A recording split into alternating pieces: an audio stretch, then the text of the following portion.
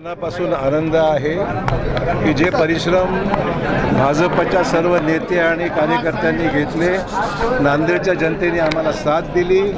सगळ्यात महत्त्वाचं म्हणजे विकसित भारताची कल्पना जी देशाचे यशस्वी पंतप्रधान मोदी साहेबांची आणि देवेंद्र फडणवीस साहेबांनी ज्या पद्धतीने राज्यामध्ये संघटनात्मकदृष्ट्या लक्ष दिलं आहे, रवींद्र चव्हाणांची साथ चांगली मिळाली आणि राज्यामध्ये मोदी साहेबांचं स्वप्न साकार करण्याकरता विकसित नांदेडचा रोडमॅप जो आम्ही तयार केलेला आहे त्याला लोकांनी शिक्कामोर्तब करून आगामी पुढील 5 वर्षाची पायाभरणी करण्याकरता आम्हाला बहुमत दिलेलं आहे आणि आम्ही त्याची पूर्तता संकल्पनाम्याप्रमाणे करणार आहोत.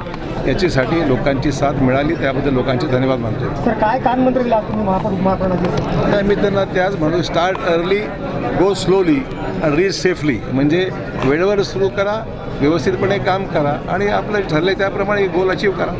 सर, फॉर्म्युला काय ठरला? 2.5 वर्ष आपला 6 वर्षाचा नाही, असं आम्ही ठरवलं आहे की 5 वर्षामध्ये किमान 4 महापौरांना संधी द्यावी असा प्रकारचा आमचा प्रयत्न आहे. चर्चा आम्हाला करायची आहे आमच्या कोर ग्रुपमध्ये, परंतु सर्वांना संधी द्यावी असा प्रकारचा प्रयत्न आमचा राहणार आहे. चंद्रपूरमध्ये चमत्कार घडलेला आहे. भाजपनं ऐन वेळेला भाकरी फिरवत तिथं महापौर पद मिळवलेलं आहे. काँग्रेसला धक्का बसलेला आहे तिथे. असं आहे की काँग्रेसकडे दुर्दैवाने दिशा नाही, नेतृत्व नाही आहे आणि त्यामुळे आलेली सत्तासुद्धा हातात घालून बसलेली आहे. अशा प्रकारची परिस्थिती संपूर्ण राज्यामध्ये आहे. कुठेच महापालिकेमध्ये जिल्हा परिषदमध्ये सत्ता ही काँग्रेसची येत नाही असं चित्र आहे आणि त्यामुळे मला वाटतं लोकांचा कौल स्पष्ट आहे. जनमताचा कौल हा भाजपच्या बाजूने आहे. सर, हिंदी में बताइए, पहली बार चंद्रपूरमध्ये चमत्कार घडलेला आहे. भाजपनं ऐन वेळेला भाकरी फिरवत तिथं महापौर पद मिळवलेलं आहे. काँग्रेसला धक्का बसलेला आहे तिथे. असं आहे की काँग्रेसकडे दुर्दैवाने दिशा नाही, नेतृत्व नाही आहे आणि त्यामुळे आलेली सत्तासुद्धा हातात घालून बसलेली आहे. अशा प्रकारची परिस्थिती संपूर्ण राज्यामध्ये आहे. कुठेच महापालिकेमध्ये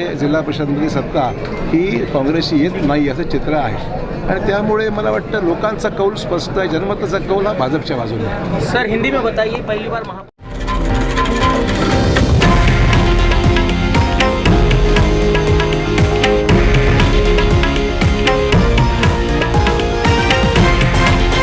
हे आहे देशातील नंबर 1 न्यूज नेटवर्क आणि आपण पाहत आहात TV9 मराठी, एकमेव.